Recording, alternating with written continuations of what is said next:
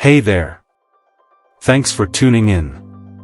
Today we're going to dive into a question that I think a lot of us can relate to.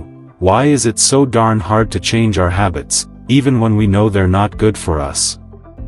You know what I'm talking about, right? Like, you've been meaning to start exercising more, but every time you try, you end up back on the couch binge-watching Netflix. Or maybe you really want to eat healthier, but those donuts in the break room just keep calling your name. It's super frustrating, isn't it? We know we should change, but actually making those changes stick? That's a whole other story. So, what's going on here? Why is habit change so challenging, even when we have the best intentions? Let's explore that together. The power of habit. Alright, let's start by understanding a bit more about habits. Habits are these automatic behaviors that we do, often without even thinking about it. They're kind of like mental shortcuts that our brain uses to help us function more efficiently. Think about your morning routine, how you brush your teeth, make your coffee, get dressed. Most of those things probably happen on autopilot, right? That's because you've turned them into habits over time. Your brain has learned that this is the routine, and it just kind of does it without you having to consciously think about every single step. Habits are powerful because they help us conserve mental energy. Imagine if you had to consciously think about every single thing you did throughout the day, it would be totally exhausting. Habits let our brains take a break and focus on other important stuff. But here's the thing, habits can also work against us. When we have unhealthy or unproductive habits, it can be really challenging to break out of that routine, even when we know it's not serving us. The habit loop. So, what's going on in our brains when we have a habit? Researchers have identified this thing called the habit loop. It's a three-part process that explains how habits form and become so hard to change. The first part is the cue. This is some kind of trigger that tells your brain to go into habit mode.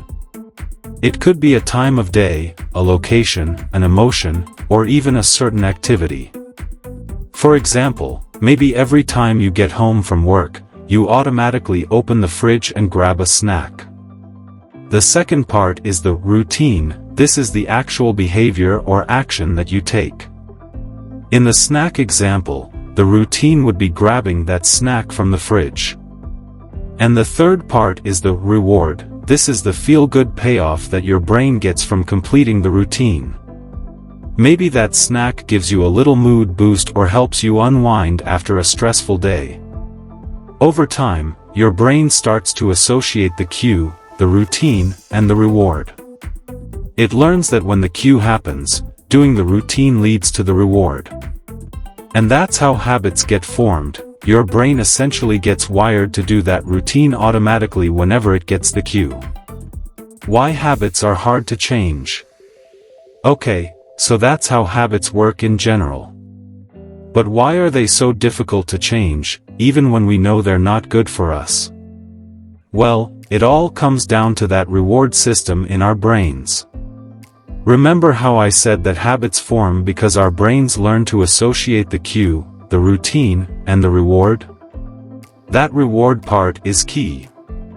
Our brains are hardwired to seek out things that make us feel good. And habits, even unhealthy ones, often provide that immediate feel-good reward. That snack might not be the best for our waistline, but it gives us a little dopamine boost in the moment. Or that Netflix binge might be procrastinating on important work, but it helps us escape and relax. So when we try to change a habit, we're not just breaking a routine, we're also disrupting that reward system in our brains. And our brains really don't like that.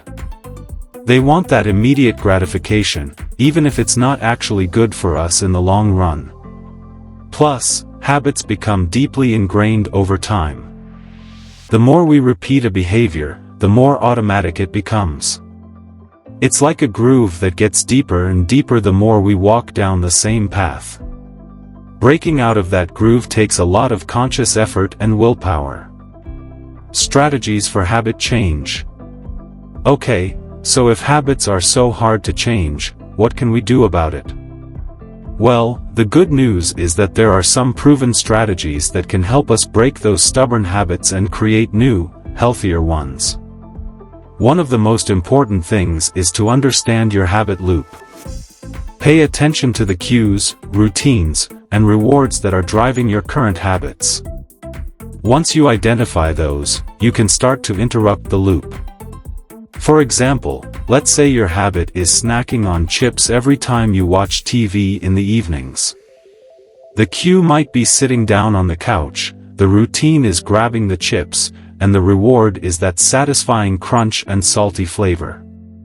To break that habit, you could try substituting the chips with a healthier snack, or even just a glass of water. That disrupts the routine and the reward, making it harder for your brain to keep that habit loop going. Another key strategy is to replace bad habits with good ones. Instead of just trying to eliminate a habit, try to create a new, healthier habit to take its place. So instead of Netflix binging in the evenings, you could try going for a short walk or reading a book. The new routine provides a different kind of reward for your brain to latch onto. And don't forget the power of small, incremental steps. Trying to overhaul your whole life at once is a recipe for burnout.